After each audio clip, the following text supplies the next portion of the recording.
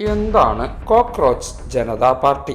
ഇന്ത്യയിലെ തൊഴിലില്ലായ്മ, രാഷ്ട്രീയ അസ്ഥിരത എന്നിവയ്ക്കെതിരെ ഉയർന്നുവന്ന ആം ആദ്മി പാർട്ടിയുടെ മുൻ സോഷ്യൽ മീഡിയ സ്ട്രാറ്റജിസ്റ്റ് ആയിരുന്ന അഭിജിത് ദീപക് സ്ഥാപിച്ച ആക്ഷേപഹാസ്യ രാഷ്ട്രീയ പ്രസ്ഥാനമാണ് കോക്രോച്ച് ജനതാ പാർട്ടി അഥവാ CJP.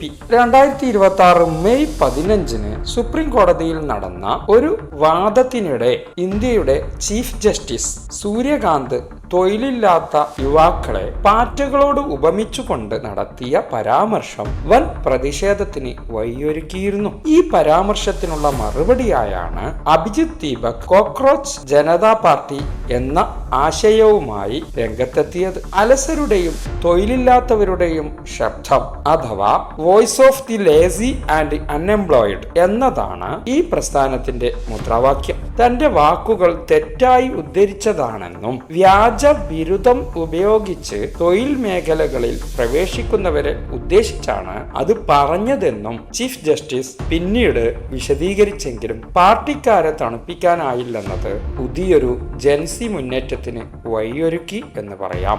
ഈ ലക്ഷ്യവും ഹാസ്യവും ആയതുകൊണ്ട് തന്നെ വളരെ വേഗത്തിൽ CJP ജനശ്രദ്ധ ആകർഷിക്കുകയും രൂപീകരിച്ച് ആദ്യ 48 മണിക്കൂറിനുള്ളിൽ തന്നെ 40,000-ത്തിലധികം രജിസ്റ്റർ ചെയ്ത അംഗങ്ങളെ ലഭിച്ചു. 5 ദിവസമായപ്പോഴേക്കും 3,50,000-ത്തിലധികം അംഗങ്ങൾ ഈ പ്രസ്ഥാനത്തിൽ രജിസ്റ്റർ ചെയ്തിട്ടുണ്ടായിരുന്നു പോലും. അപ്രകാരം സോഷ്യൽ മീഡിയ പ്ലാറ്റ്ഫോമുകളായ ഇൻസ്റ്റഗ്രാമിൽ 10 ലക്ഷത്തിലധികം ഫോളോവേഴ്സും എക്സിൽ അഥവാ ട്വിറ്ററിൽ 1,50,000-ത്തിലധികം ഫോളോവേഴ്സുമുള്ള ഈ പ്രസ്ഥാനം വലിയൊരു ഓൺലൈൻ സ്വാധീനമായി മാറിയിരിക്കുന്നു. ആക്ഷേപഹാസ്യമാണെങ്കിലും പാർട്ടി ഗൗരവപരമായ ചില ആവശ്യങ്ങൾ മുന്നോട്ട് വെക്കുന്നതാണ് ഇത്രയും രാഷ്ട്രീയ പ്രാധാന്യമർഹിച്ചതും ഇത്രയും പെട്ടെന്ന് ജനസ്വാധീനം ലഭിക്കാൻ ഇടയാക്കിയതും. അതിൽ പ്രധാനപ്പെട്ട ആവശ്യങ്ങളും പ്രകടന പത്രികയും എന്തെല്ലാമെന്ന് നോക്കാം. 1. വിരമിച്ച ശേഷം ഒരു ചീഫ് ജസ്റ്റിസിനും രാജ്യസഭാ സീറ്റ് നൽകാൻ പാടില്ല. 2. വോട്ടർമാരുടെ പേര് പട്ടികയിൽ നിന്ന് നീക്കം ചെയ്യുന്നത് തീവ്രവാദമായി കണക്കാക്കി ഉത്തരവാദികളായ തിരഞ്ഞെടുപ്പ് കമ്മീഷണർമാരെ UAPA പ്രകാരം അറസ്റ്റ് ചെയ്യണം. 3. പാർലമെന്റിലും ക്യാബിനറ്റിലും സ്ത്രീകൾക്ക് 50% സംവരണം നൽകണം. 4.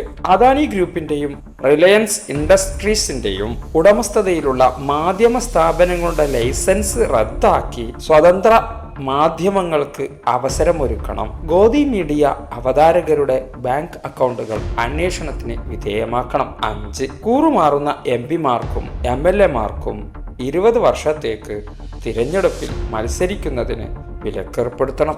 എങ്കിൽ ഈ കോക്രോച്ച് പാർട്ടിയുടെ അംഗത്വ മാനദണ്ഡങ്ങൾ എന്തെല്ലാമെന്ന് നമുക്ക് നോക്കാം. 1. നിർബന്ധിതമായോ സ്വന്തം ഇഷ്ടപ്രകാരമോ അല്ലെങ്കിൽ തത്വത്തിലോ തൊഴിലില്ലാത്തവർ. 2. അലസരായവർ അല്ലെങ്കിൽ ശാരീരിക അധ്വാനം കുറഞ്ഞവർ. 3. ദിവസവും കുറഞ്ഞത് 11 മണിക്കൂർ ഓൺലൈനിൽ സമയം ചിലവഴിക്കുന്നവർ. 4. പ്രൊഫഷണലായി കാര്യങ്ങൾ വിമർശിക്കാനുള്ള കഴിവുള്ളവർ. ഈ കുറഞ്ഞ കാലയളവിൽ ഈ പാർട്ടിക്ക് ലഭിച്ച സ്വാധീനവും പാർട്ടി നടത്തിയ വിമർശനങ്ങളും എന്തെല്ലാമെന്ന് ചെറുതായി പരിശോധിക്കാം. മെഹ്വ മൈത്ര, കീർത്തി ആസാദ് തുടങ്ങിയ പ്രമുഖ രാഷ്ട്രീയ നേതാക്കൾ ഈ പ്രസ്ഥാനത്തിന് പിന്തുണ പ്രഖ്യാപിച്ചിട്ടുണ്ട്. നീറ്റ് പരീക്ഷാ ക്രമക്കേടുകൾക്കെതിരെ ഈ പാർട്ടിക്കാർ പുറത്തിറക്കിയ സോഷ്യൽ മീഡിയയിൽ വലിയ തരംഗവും വൈറലുമായ ഗാനം ഡിജിറ്റൽ യുഗത്തിലെ യുവാക്കളുടെ പ്രതിഷേധത്തിന്റെ പുതിയ മുഖമായി പലരും നിരീക്ഷിക്കുന്നു. പക്ഷേ ഈ പാർട്ടിയുടെ നീക്കത്തിലും മുന്നേറ്റത്തിലും ഭരണകർത്താക്കൾക്ക് മഹാ ഞെട്ടലും വെപ്രാളവും ഉണ്ടായിട്ടുണ്ട്. അതിനെ തുടർന്ന് പാർട്ടിയുടെ ഇൻസ്റ്റഗ്രാം അക്കൗണ്ട് മരവിപ്പിച്ചും തുടങ്ങി പല നടപടികളും ഉണ്ടായിക്കൊണ്ടിരിക്കുന്നു. അനന്തരം ഞങ്ങളെ ഒഴിവാക്കാമെന്ന് കരുതിയോ എന്ന പ്രതികരണവും പാറ്റകൾ മരിക്കുന്നില്ല എന്ന അടിക്കുറിപ്പുമായി പാർട്ടി എക്സിൽ കുറിച്ചു.